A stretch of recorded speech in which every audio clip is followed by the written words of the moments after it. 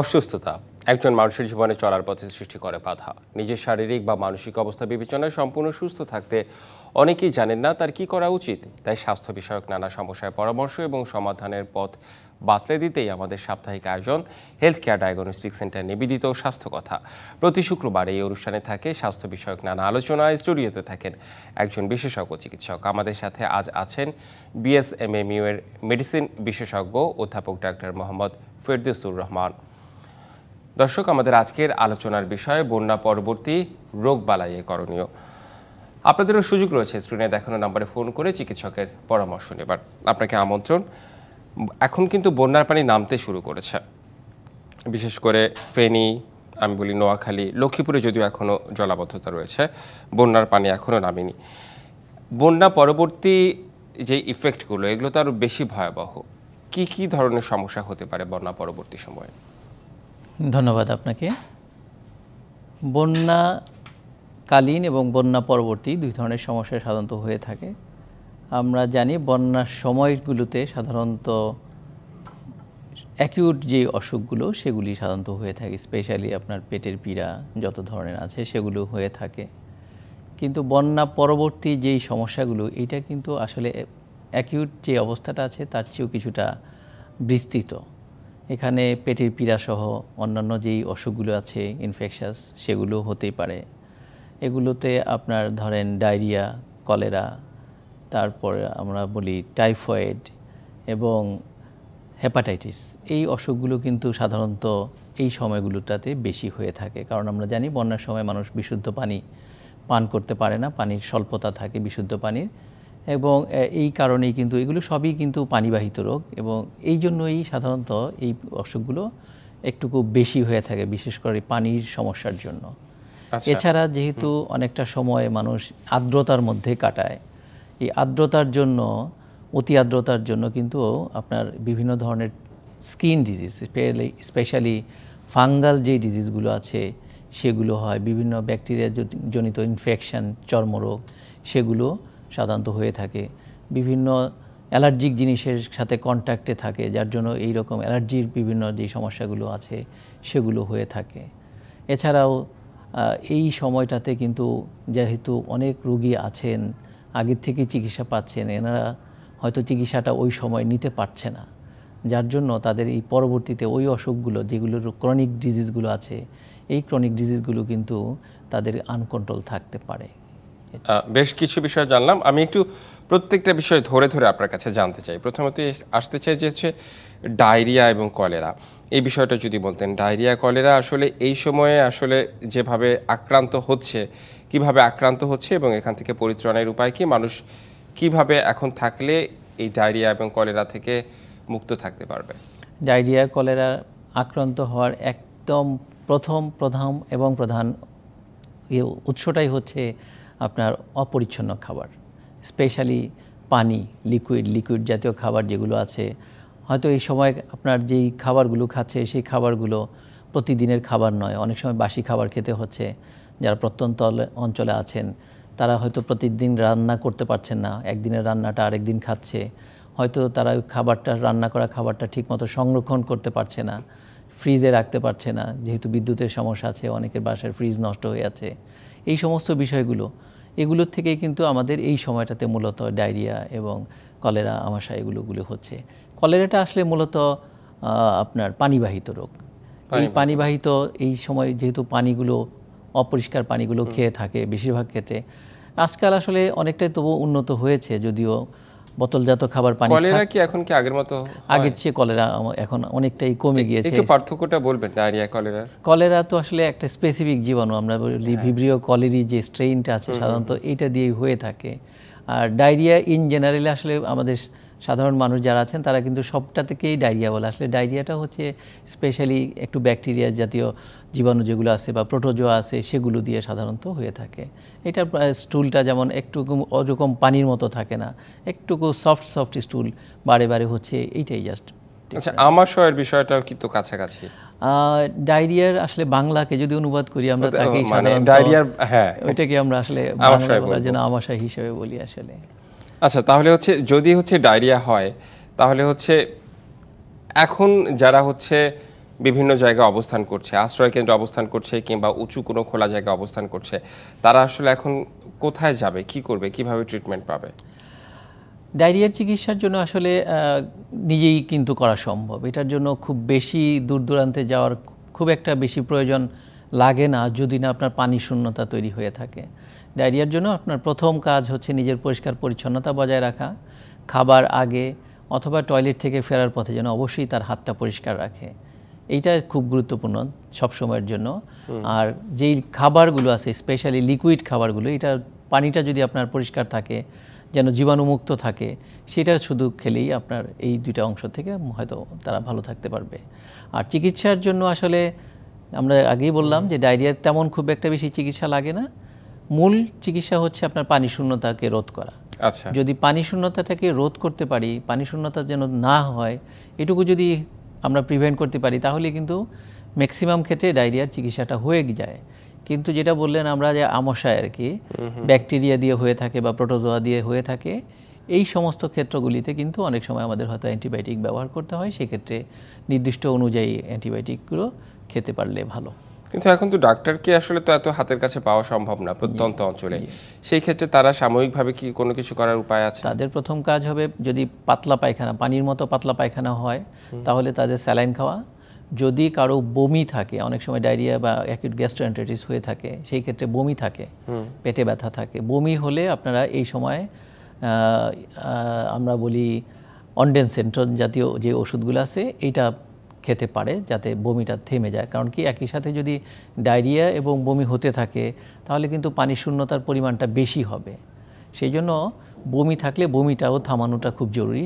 ওই সময়টাতে বমির জন্য অনডেনসেন্ট্রন জাতীয় ওষুধ বা প্যালোনোসেট্রন জাতীয় ওষুধ যেগুলো আছে, ইমিস্ট্যাট নামে পাওয়া যায় বা আরও কিছু ব্র্যান্ড নামে পাওয়া যায়, এগুলো হয়তো তারা খেতে পারে। তবে বমির জন্য এই সময় কিন্তু অনেকে আবার ওমিডন খায়, ডমপেরিডন খায়। হ্যাঁ, এই ডমপেরিডন জাতীয় ওষুধগুলো কিন্তু এই পাতলা পায়খানা থাকাকালীন সময়ে খাওয়া যাবে না, তাহলে কিন্তু ডায়রিয়া বেড়ে যাবে। সেই জন্য এটা একটু খেয়াল রাখতে হবে। আচ্ছা, আমি একটা বিষয় জানতে চাই, সেটা হচ্ছে যারা প্রত্যন্ত অঞ্চলে থাকে, আপনি ওষুধের কথা বলছেন কিংবা ডক্টরের কথা বলছেন, চিকিৎসার কথা বলছেন, তারা আসলে এসবের কিছুই পায় না, কিন্তু তারা অসুখে আক্রান্ত হয়ে যাচ্ছে এবং তারা ভুগছে। মানে ডাক্তার কিংবা ওষুধ বাদ দিয়েও স্বাভাবিকভাবেই তারা কি এসব নিয়ন্ত্রণ করতে পারে, মানে পরিচ্ছন্নতার মধ্য দিয়ে? পরিচ্ছন্নতা আসলে সবসময়ের জন্য জরুরি। আপনার যে কোনো অসুখের জন্যই পরিচ্ছন্নতা খুবই জরুরি। আর বিশেষত যে এই ডায়রিয়া, কলেরা জাতীয় অসুখ, এগুলোর তো মূল বিষয়টাই হচ্ছে আপনার পরিষ্কার পরিচ্ছন্নতাটা থাকা।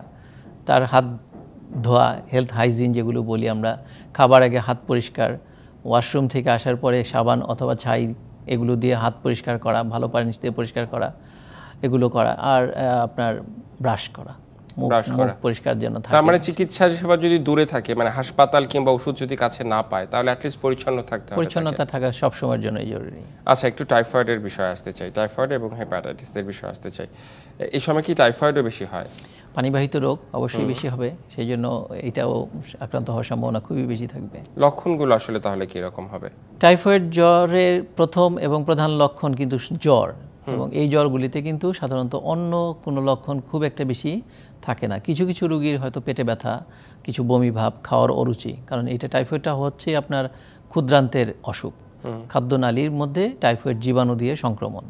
তো সেই জন্য আপনার পরিপাকতন্ত্রের যে লক্ষণগুলো আছে সেগুলো কারো কারো প্রকাশ পেতে থাকে। তবে বেশিরভাগ ক্ষেত্রেই দেখা যায় রোগীদের শুধুমাত্র জ্বর এটাই একমাত্র লক্ষণ।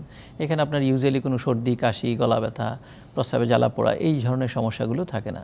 মানে কোনো রোগীর শুধুমাত্র জ্বর, একটুকু মাথা ব্যথা, খাওয়ার অরুচি, এবং জ্বরের লক্ষণটা প্রথম দিকে হয়তো কম কম আস্তে আস্তে বাড়তে থাকে, যেটাকে আমরা বলি স্টেপ ল্যাডার প্যাটার্ন।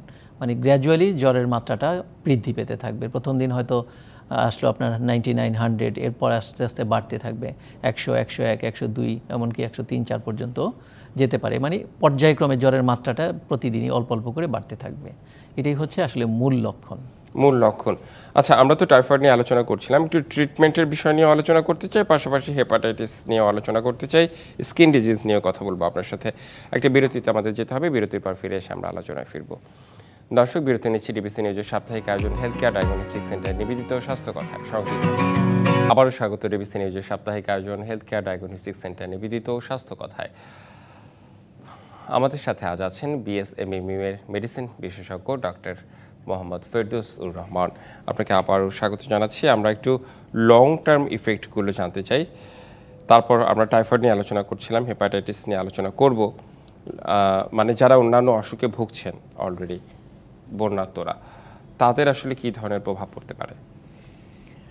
আসলে বন্যা পরবর্তী সময়ে এবং বন্যা চলাকালীন সময়ে কিন্তু ওই জায়গার স্থানীয় লোক যারা আছেন তাদের কিন্তু বিভিন্ন রকমের অসুখ অলরেডি হয়তো থেকেই থাকতে পারে। ধরেন কারো ডায়াবেটিস আছে, কারো উচ্চ রক্তচাপ আছে, কারো শ্বাসকষ্ট অ্যাজমার সমস্যা আছে, সিওপিডি, অথবা কারো আপনার বিভিন্ন হার্টের অসুখ, কিডনির অসুখ, এগুলো থাকতে পারে। হয়তো এমনও হতে পারে যে কারো ক্যান্সারের সমস্যা আছে। তো এই অসুখগুলো কিন্তু এই বন্যা চলাকালীন সময়ে অনেকে হয়তো চিকিৎসা থেকে দূরে আছেন, যার বাসস্থানের ঠিক নেই, তার ওষুধপত্রের ঠিক নেই, তার হয়তো ওষুধগুলো নিয়মিত খাওয়া হয়নি এই সময়টাতে, অথবা ওষুধ সংগ্রহ করতে পারেনি। এই সমস্ত কারণগুলিতে কিন্তু তাদের যে এই ক্রনিক ডিজিজগুলো আছে, এই ক্রনিক ডিজিজগুলো কিন্তু চিকিৎসা থেকে তারা দূরে আছে। যার জন্য এই সময় কিন্তু এই যে ক্রনিক ডিজিজগুলো, এগুলো তো আপনারা জানেন যে সবসময় চিকিৎসা করে কন্ট্রোল করে রাখতে হয়। তো কন্ট্রোল তো এই সময় থাকতেছে না, যেহেতু সে চিকিৎসা নিচ্ছে না। সে ডায়াবেটিসের হয়তো চিকিৎসাটা নেওয়া হচ্ছে না, যার জন্য ডায়াবেটিস হয়তো আনকন্ট্রোল হয়ে গেছে। তার প্রেশার ওষুধ হয়তো খেতে পারেনি, যার জন্য প্রেশার আনকন্ট্রোল হয়ে গেছে। এমন হতে পারে তার কিডনির বা হার্টের যে অসুখগুলো আছে সেগুলো খাচ্ছে না, হার্টের অসুখগুলি তার আরও বেড়ে যেতে পারে। যার জন্য এই সময়টাতে কিন্তু এই ক্রনিক ডিজিজটাও খুব হাইলাইট করা উচিত। কারণ কি, আপনার ক্রনিক ডিজিজগুলো যদি কোনো কারণে আনকন্ট্রোল হয়ে যায় তাহলে কিন্তু মানুষের মৃত্যু ঝুঁকি বেড়ে যাবে। এই মৃত্যু ঝুঁকিটা কমানোর জন্য কিন্তু তাদের এই ক্রনিক যেই চিকিৎসাগুলো আছে, মানে দীর্ঘকালীন যে চিকিৎসাগুলো আছে, এই চিকিৎসাগুলো কিন্তু তাদের নিয়মিত নেওয়া খুবই জরুরি। না হলে দেখা গেল আনকন্ট্রোল ডায়াবেটিস এমন হইতে পারে যে তার রোগীর ডায়াবেটিক কিটোঅ্যাসিডোসিস নামে একটা প্রবলেম করে, ইমার্জেন্সি ভর্তি হতে পারে, এবং ভর্তি না হলে কিন্তু তখন রোগীর মৃত্যু ঝুঁকি অনেক অনেক বেড়ে যাবে। তো সেই জন্য এই সময়কালীনটাতে কিন্তু আপনার যে ক্রনিক ডিজিজগুলো আছে সেই অসুখগুলির আপনার চিকিৎসা নিয়মিতই করতে হবে। যারা ইতিমধ্যে এগুলোর থেকে দূরে সরে আছে বা নিতে পারছে না, তাদের অতি দ্রুতই তাকে এই সমস্ত চিকিৎসাগুলো পুনরায় শুরু করা উচিত, অ্যাটলিস্ট নিজেদের স্বউদ্যোগে। আর যদি সম্ভব হয় তাহলে তাদের নিজস্ব চিকিৎসক যাদেরকে দেখান বা যাদের তত্ত্বাবধানে আছেন তাদের সাথে পরামর্শ করা উচিত, অ্যাটলিস্ট ফোনে কথা বলা উচিত, অ্যাটলিস্ট তাদের সাথে যোগাযোগ করা উচিত। আচ্ছা, আমরা টাইফয়েড নিয়ে কথা বলছিলাম। টাইফয়েড কি এই সময় খুব বেশি হয়? আপনার আসলে অভিজ্ঞতা কি বলে? মানে বন্যা পরবর্তী সময়ে কোন রোগগুলোই আসলে বেশি দেখা যায়? এই যে ডায়রিয়া, টাইফয়েড। ডায়রিয়াটাই সাধারণত বেশি হয়ে থাকে, রিলেটিভলি বেশি হয়ে থাকে। আর টাইফয়েড তো আপনি জানেন পানিবাহিত রোগ, এটা যে কোনো সময় হতে পারে, এটাও যে কোনো সময় হতে পারে। যদি টাইফয়েড হয় তাহলে আসলে প্রাথমিকভাবে কি করতে পারে? টাইফয়েড হলে প্রাথমিক চিকিৎসা তো রোগী আসলে কনফার্ম করতে না পারলে তো বোঝা যাবে না যে আসলে টাইফয়েড কি না। টাইফয়েড কনফার্ম করার জন্য গোল্ড স্ট্যান্ডার্ড হচ্ছে আপনাকে রক্ত পরীক্ষা করে ব্লাড কালচার যেটা বলি আমরা, ব্লাড কালচার করলে যদি জীবাণু এসে যায়, দিস ইজ 100% কনফার্ম। এছাড়াও আমরা অনেক সময় সাপোর্টিভ কিছু পরীক্ষা নিরীক্ষা করে দেখার চেষ্টা করি। ধরেন প্রত্যন্ত অঞ্চলে সেখানে আপনার পরীক্ষার হয়তো তেমন ব্লাড কালচারের কোনো সুযোগ সুবিধা নেই, সেক্ষেত্রে হয়তো আমরা একটা সিবিসি, ইউরিনারিমি এগুলো করি। 7 দিনের যদি বেশি হয়ে গিয়ে থাকে জ্বর, তখন হয়তো আমরা ভিডাল টেস্ট করে দেখার চেষ্টা করি যে টাইটারটা বেশি আছে কিনা। তবে মূলত আসলে অন্য কোনো অসুখ নেই, এটাকে আমরা এক্সক্লুড ক্লিনিক্যালি যদি মানে রুগীকে দেখে যদি আমরা বুঝতে পারি যে হ্যাঁ তার অন্য অসুখ থাকার সম্ভাবনা কম, যেমন রুগীর সর্দি নাই, গলা ব্যথা নাই, কাশি নেই, প্রস্রাবে জ্বালা পোড়া নেই, মাথা ব্যথা হয়তো আছে একটু কিন্তু পেটের লক্ষণটা বেশি, তাহলে আমরা ধরে নিব যে হয়তো ওনার টাইফয়েড। সেক্ষেত্রে হয়তো স্থানীয়ভাবে যারা চিকিৎসক আছেন তাদের কাছ থেকে হয়তো অ্যান্টিবায়োটিক নিয়ে হয়তো চিকিৎসাটা শুরু করতে পারে।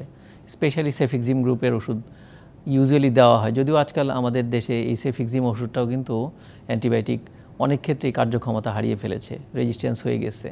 তো সেক্ষেত্রে প্রাথমিকভাবে চিকিৎসা শুরু করতে পারে, যেহেতু প্রত্যন্ত অঞ্চল বা এখন বন্যা দুর্গত এলাকা, সেক্ষেত্রে এটা শুরু করতে পারে। যদি কোনো ক্রমে 7 দিনের বেশি এটা রেসপন্স না করে তাহলে অবশ্যই চিকিৎসকের পরামর্শ নিয়ে আপনার অ্যান্টিবায়োটিক ইনজেকশনে চলে যাওয়া লাগবে, সেটার জন্য কথা বলতে হবে। অ্যান্টিবায়োটিকের চিকিৎসাটাও কিন্তু আপনার এখানে অবশ্যই 10 থেকে 14 দিন এটা কমপ্লিট করতে হবে। 5 দিন 7 দিন অ্যান্টিবায়োটিক খেয়ে এটা বন্ধ করা যাবে না, তাহলে অসুখ ভালো হবে না, রেজিস্ট্যান্স ডেভেলপ তো করবেই, বরং আরও জটিলতা বৃদ্ধি করার সম্ভাবনা আছে। সেই জন্য অ্যান্টিবায়োটিক শুরু করলে কমপক্ষে 10 দিন 14 দিন হচ্ছে বেস্ট। আচ্ছা, জন্ডিসের বিষয় একটু আসতে চাই। এই সময় কি জন্ডিসের প্রকোপও বেড়ে যায়? জন্ডিসের প্রকোপ বাড়ে, ওই একই কথা, পানি যেহেতু নোংরা থাকে, বিভিন্ন রকমভাবে খাবার নোংরা থাকে, যার জন্য জন্ডিসটাও হওয়ার সম্ভাবনা বেশি। হেপাটাইটিস এ এই সময়টাতে ইউজুয়ালি হয় হেপাটাইটিস ই এবং এ, দুইটাই হয়। এটা আমরা জানি সাধারণত বাচ্চাদের হয়, বাচ্চাদের বেশি হয়। আর ইটা তো ইন জেনারেলি সবারই হতে পারে, সেজন্য যারা বয়স্ক আছেন তাদের ইটা হওয়ার সম্ভাবনা একটু বেশি থাকে। আর এ তো যেহেতু বাচ্চাদের হয়, বয়স্কদেরও হতে পারে, রিলেটিভলি আর কি আপনার এটা বাচ্চাদের বেশি, ইটা ইন জেনারেল সবার হয়। আচ্ছা, স্কিন ডিজিজের বিষয়ে একটু আসতে চাই। আপনার আসলে অভিজ্ঞতা কি বলে, কি টাইপের স্কিন ডিজিজ দুঃখিত বন্যার সময় আসলে হয়ে থাকে? স্কিন ডিজিজের মধ্যে নোংরা পানিতে সংস্পর্শে আসলে সাধারণত অ্যালার্জির যে সমস্যাগুলো আছে, এটা কিন্তু প্রাথমিকভাবে এটাই হয়ে থাকে। চুলকানি যেটা বলে, চুলকাতে থাকে, বেশি চুলকাতে চুলকাতে এমন হতে পারে যে কষ বের হওয়া শুরু করে, যেটাকে আমরা বলি একজিমা। তো একজিমাটা ডেভেলপ করতে পারে বিভিন্ন নোংরা জিনিসের সংস্পর্শে এসে, পানির সংস্পর্শে এসে। আরেকটা হতে পারে যে চুলকানো জায়গাতে আবার চুলকানোর পরে পরবর্তী কমপ্লিকেশনসই হচ্ছে ইনফেকশন হয়ে যাওয়া, সেলুলাইটিস হয়ে যেতে পারে, পায়ের মধ্যে ইনফেকশন হয়ে যেতে পারে। আর এমনিতে যেহেতু আর্দ্রতা বেশি থাকে, সকল আর্দ্রতাতেই আমরা জানি যে আপনার ফাঙ্গাস জাতীয় অসুখগুলো বেশি হয়। কাজে এই সময় বিভিন্ন রকমের চর্মরোগ, ফাঙ্গাস জাতীয় চর্মরোগ যেগুলো আছে, সেই জিনিসগুলো একটু বেশি হয়ে থাকে ইউজুয়ালি। আমি আমার অভিজ্ঞতা থেকে বলেছি, আমি বন্যাত্ম এলাকায় গিয়েছিলাম। 7 দিন ওই বন্যার পানিতে পা একদম খুব খসখসে হয়ে গিয়েছে, বিভিন্ন ধরনের ঘা টাইপ হয়ে গিয়েছে। এগুলাকে তাহলে কি টাইপ স্কিন ডিজিজ আসলে? এটা বেশিরভাগ ক্ষেত্রে আপনার ফাঙ্গাল ডিজিজ হয়ে থাকে। পা ভেজা থাকার জন্য আপনার আঙ্গুলের ফাঁকে ফাঁকে যেগুলো সাদা হয়ে গিয়ে থাকে, এটা আসলে ক্যান্ডিডিয়াসিস। বেশিরভাগ ক্ষেত্রে কিন্তু ক্যান্ডিডিয়াসিস থাকে এই ধরনের রোগীগুলোর। এটা আসলে সমাধানের উপায় কি? এটা সমাধান আসলে পা শুকনো রাখতে হবে। প্রথম কাজ, যেন যদি যেই স্কিনটাই হোক না বা পাতে হোক, পাটা আপনাকে ড্রাই রাখতে হবে। ড্রাই না রাখলে আপনি এটা আরও ছড়াতে থাকবে, কারণ ভেজা জায়গা, আর্দ্র জায়গায় ফাঙ্গাস ছড়ায় বেশি। সেই জন্য এই অংশটাকে আপনাকে ড্রাই রাখার চেষ্টা করতে, পায়ে জুতা পরা, অথবা যেহেতু ওই সমস্ত জায়গাগুলো এখন স্যাঁতসেঁতে ভাব আছে, গামবোর্ড যেগুলো আছে সেগুলো ইউজ করতে পারে, যাতে পাটা আপনার ঢেকে থাকে, পায়ের মধ্যে যেন সরাসরি পানিগুলো না লাগে। আর অন্যান্য সময় পাটা খোলা রাখতে হবে। খোলা রাখলে বায়ু চলাচল থাকবে, ড্রাই থাকবে, ড্রাই থাকলে আপনার ওটা কম হবে। আর কোনো ওষুধ আছে? ওষুধ ব্যবহার করতে পারে লোকালি, যেহেতু এখন যদি আমরা চিন্তা করি যে এটা ফাঙ্গাসের অসুখ, সেক্ষেত্রে আমাদের বিভিন্ন রকমের ক্রিম আছে, ক্লোট্রাইমাজল ক্রিম আছে, এগুলো ইউজ করলে হয়তো তারা উপকার পাবে। দিনে 3 বার করে ব্যবহার করতে পারে। ক্লট্রিম নামে ওষুধ পাওয়া যায় কমনলি, সেটা ব্যবহার করতে পারে। এটি খাওয়া দাওয়ার বিষয়ে আসতে চাই। এই বন্যা পরবর্তী সময়ে দেখা যায় যে বিভিন্ন জায়গায় তো আসলে পানি জমে থাকে, ঘর বাড়ি পরিষ্কার করে, পরিচ্ছন্ন থাকে না। শুকনো খাবার খাবে না স্বাভাবিক খাবারগুলোই মানুষ চালিয়ে যাবে? প্রেফারেবলি স্বাভাবিক খাবার, কিন্তু এখন যেহেতু বন্যা, এই সময় রান্নার সমস্যা আছে, নিজস্ব চুলা সমস্যা আছে, বাজার করার সমস্যা আছে, প্রাপ্তির সমস্যা আছে। কাজেই যদি সম্ভব হয় তাহলে স্বাভাবিক খাবারে ফিরে যাওয়া উচিত। কারণ কি, লম্বা টাইম যদি এরকম আমাদের পুষ্টিটা ঠিক মতো না নেওয়া হয়, তাহলে কিন্তু সবার পুষ্টিহীনতা তৈরি হবে। বিশেষত বাচ্চা, বয়স্ক মানুষ এবং যারা অন্তঃসত্ত্বা আছে, গর্ভবতী আছে, এদের কিন্তু এই পুষ্টির বিষয়টা বেশি গুরুত্বপূর্ণ। কারণ এরা ভালনারেবল গ্রুপ। এরা যদি ঠিকমতো পুষ্টি না পায়, তাহলে খুব অল্প সময়ের মধ্যেই কিন্তু এরা পুষ্টিহীনতায় ভুগবে।